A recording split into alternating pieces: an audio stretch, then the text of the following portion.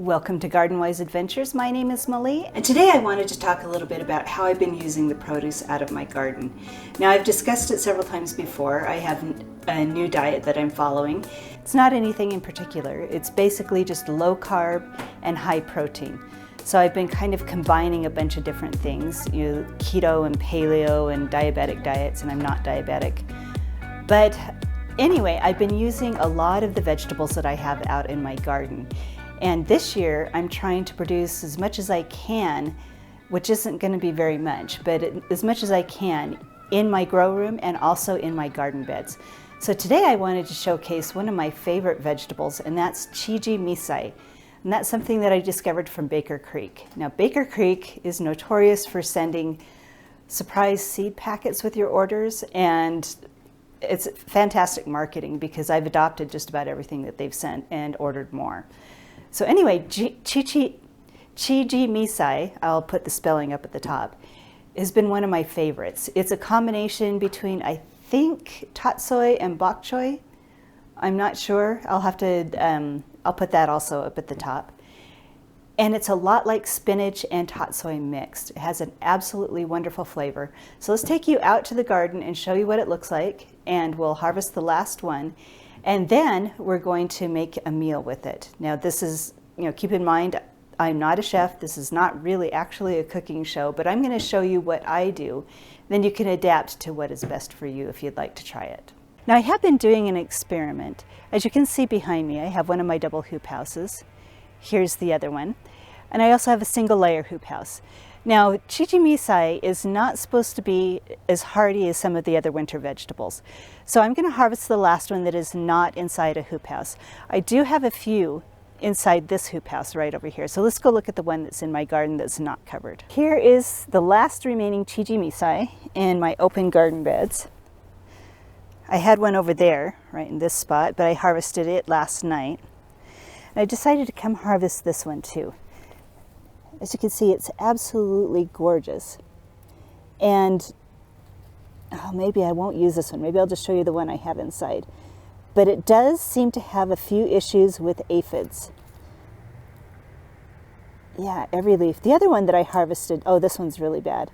Yeah, this one's going to be harvested and probably thrown in the compost pile because I don't want to spread the aphid issue.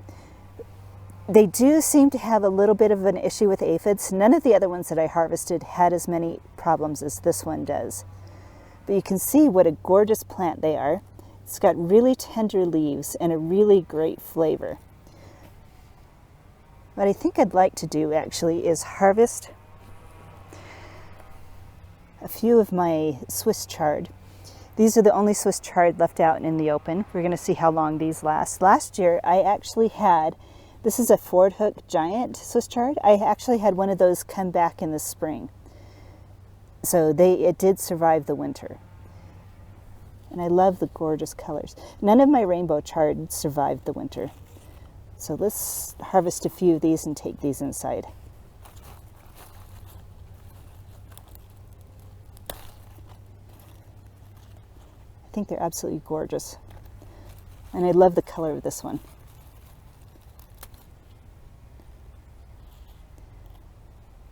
And the orange is great too.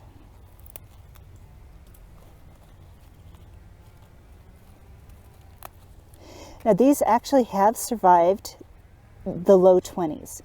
The temperatures out here in my garden have been getting in the low 20s. Yeah, we got some, looks like blood, but that is actually the chard. So now we have a few leaves of chard. Let's go and look through one of my double hoop houses and maybe get some of my kale.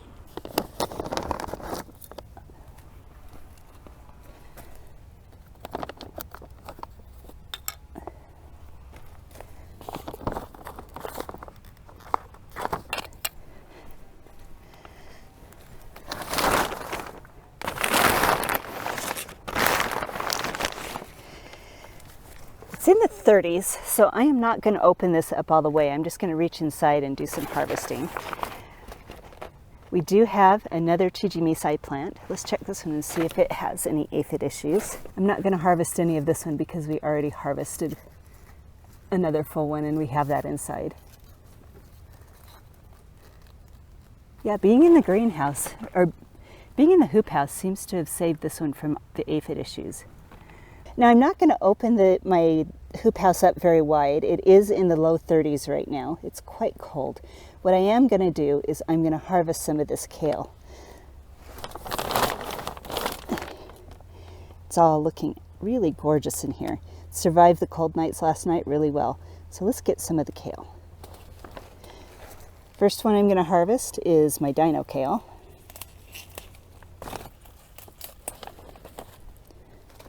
We've got some curly kale.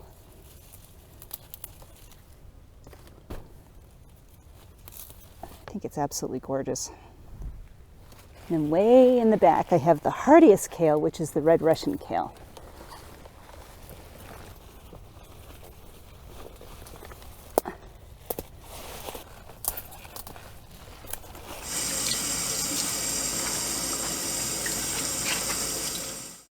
Welcome back. It's a new day. I've gotten everything into the house and washed all the vegetables, and let me show you what they look like. I love the color of Swiss chard and the Chijimisai, and it's going to be a delicious meal. Now I'm going to link the recipe that I'm following down below. It's from Foods 52. It's a Swiss chard recipe with caramelized onions and garlic, and everything that's in here is going to be from my own garden. So let me show you. Aren't the colors gorgeous? I love the color of the dark Swiss chard and the texture of the Chijimisai. Look at the yellows on these. There's some oranges. Then we've got the white Ford Hook Giant Swiss chard. There's one of the garlics that I harvested earlier. I'm still going through my onions. They're looking great still. I harvested these in July, and I probably have about 15 left. Now the first thing that I'm going to do is I'm going to cut up the Chijimisai and the Swiss chard. Now I've removed some of the stems, but I like to leave the stems on the Swiss chard as long as possible because you can actually chop those up and they will keep their color after you've cooked them in the frying pan, and they're really delicious. So let me get started with that.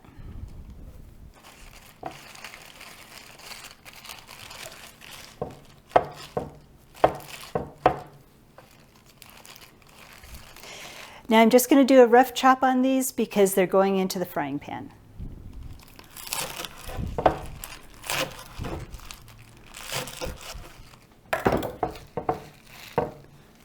I think the Chijimisai is absolutely gorgeous.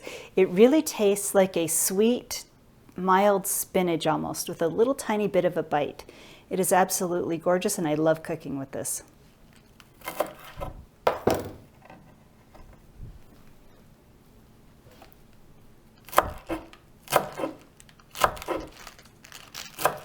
I'm going to put the stems of the Swiss chard aside because they do take a little bit longer to cook. So I'm going to cook them separate from the leaves.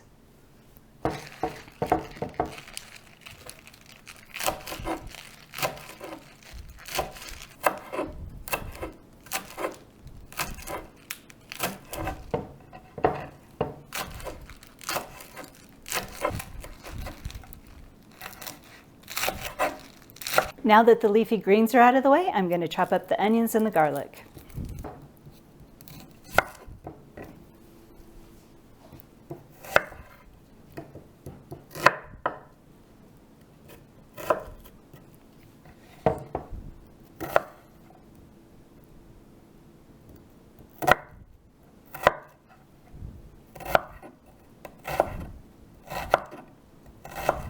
I'm going to use a little more garlic than the recipe calls for because I absolutely love garlic.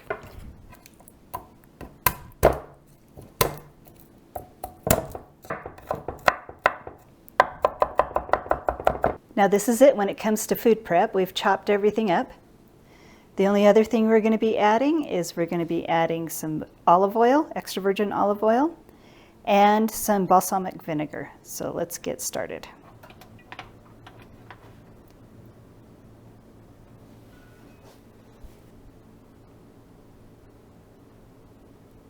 Now that should be just a couple of tablespoons of olive oil. So we'll let that get heated. So we've got them to the soft stage. Let's add a little bit of salt.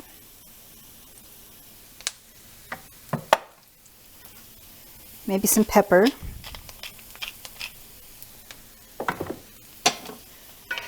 And then look at them. We want to get them to the nice brown caramelized stage. We don't want them to be burnt, but we also want them a little darker than this. They're starting to change color a little bit, so I'm going to add the garlic so the garlic's cooked before the onions get overdone.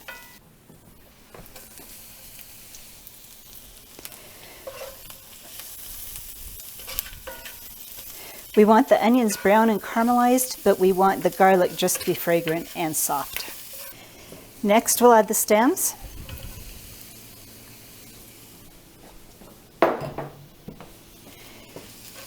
These take longer to cook than the leaves do, so we're going to put these in first.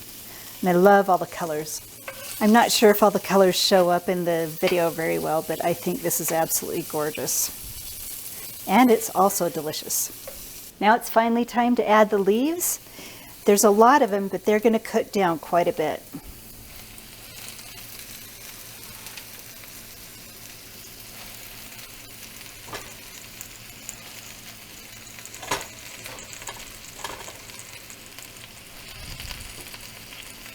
Look at the colors in there. Isn't that gorgeous?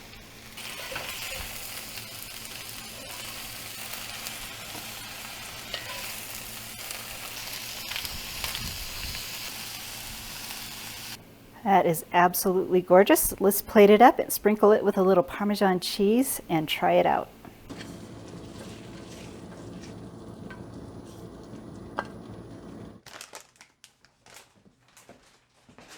Colors are absolutely gorgeous. Let's try it and see what it tastes like.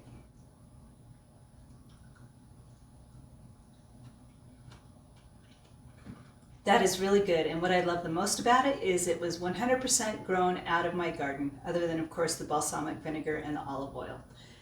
But anyway, I definitely count this as a success, and it's something that I'll be cooking again. Now, I hope this video was interesting and it was helpful. I am definitely not a cook. I don't do cooking videos normally because I'm not an expert on this. But if it was interesting to you, let me know. I do have some food that I preserved from the summer that I would like to show you some recipes from. And if you do like my videos, please like and subscribe. Share them with your friends. Give me some comments down below letting me know what you would like to see more of, and go have a wonderful garden adventure.